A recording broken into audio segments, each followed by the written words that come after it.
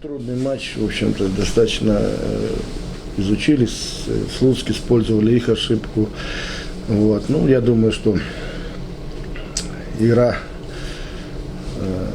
результат соответствует игре или игра соответствует результату.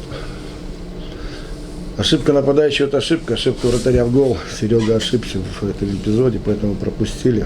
А так, я думаю, что была сегодня ничейная игра с обеих сторон. Никита Степанов играл очень высоко. Это установка или дисциплина его проиграла? Ну, была установка, мы хотели повыше встречать, к сожалению, не всегда получилось. У нас из-за этого получились разрывы, а так, конечно, это была установка.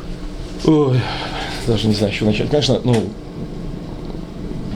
с банальности начну. Конечно, на старте сезона команде, которая новая, которая в прошлом году была в незавидном положении в конце сезона, даже любым способом добытое одно очко, да, это на вес золота.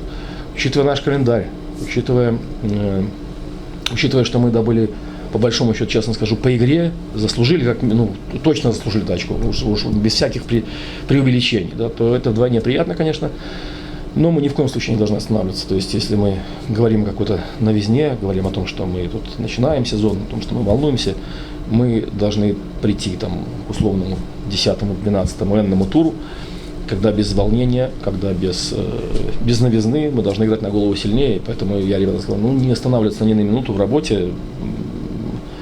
И абсолютный перфекционизм во всем, двигаемся дальше. И это всего лишь правильное отношение к делу сегодня, всего лишь. Хотя, конечно, я поблагодарил за хороший футбол.